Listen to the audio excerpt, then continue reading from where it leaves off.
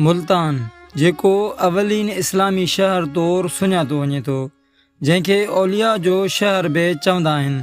पर अव्हांखे ख़बर आहे त मुल्तान में सभ खां पहिरियों केरु आयो हो जेको सूफ़ियत, मुहबत ऐं अमुन जो पैगाम खणी आयो। हू हो नूरानी हस्ती हज़रत शाह यूसुफ गर्देज़। दौर हो 11वीं सदी ईस्वी जो, जॾहिं मुल्तान अञा इस्लामी तबलीग जी इब्तिदाई मंज़िल में हो।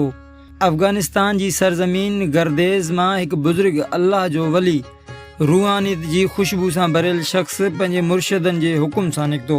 संदसि नालो हो यूसुफ बिन मुहम्मद गर्देज़ी, जिनखे तारीख़ शाह यूसुफ गर्देज़ जे नाले सां यादि करे थी। संदसि मक़सदु माल या जा न, पर अल्लाह जी दीन जो पैगाम ऐं इंसानी मुहबत जी तबलीग हुई। जॾहिं हज़रत शाह यूसुफ गर्देज़ मुल्तान पहुतो, तॾहिं शहर में अञा घणा माण्हू बुत परस्त हुआ, पर संदन नूरानी चहिरे, नरम लहजे ऐं इख़लाक़ जी कशिश माण्हुनि जी दिलि बदिलाए छॾिया। चवनि था त जॾहिं हू शहर में दाख़िल थियो त संदसि हथ में हिकु अजीब अलामत हुई।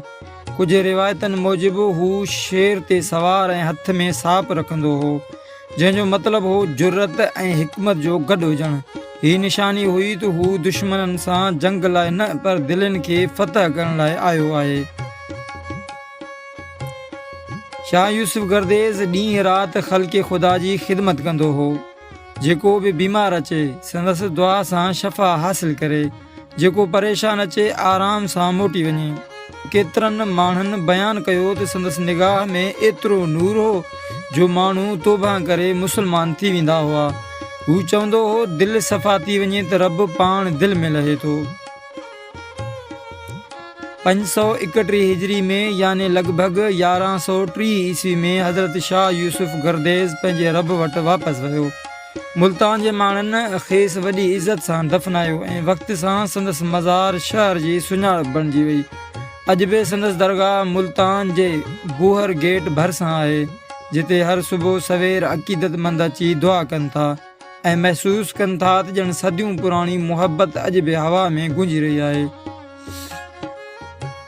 हर साल संदसि उर्स वॾी मुहबत सां मुल्तान में मल्हाइबो आहे। क़ुरान ख़्वानी, नात, दुरूद ऐं महफ़िल समा जो इंतज़ाम थींदो आहे। सूफ़ी मौसीक़ी जे सुरनि सां माण्हू इहो पैगाम वरजाइनि था, मुहबत ई इस्लाम जो असुलु रंग आहे।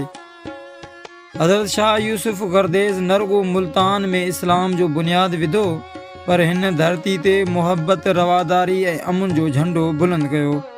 अॼु जॾहिं असां संदसि मज़ार ॾांहुं ॾिसूं था त ईअं लॻे थो ॼण तारीख़ चवे पई, जेको दिलनि खे फ़तह करे उहो ई हक़ीक़ी फ़ातिह आहे।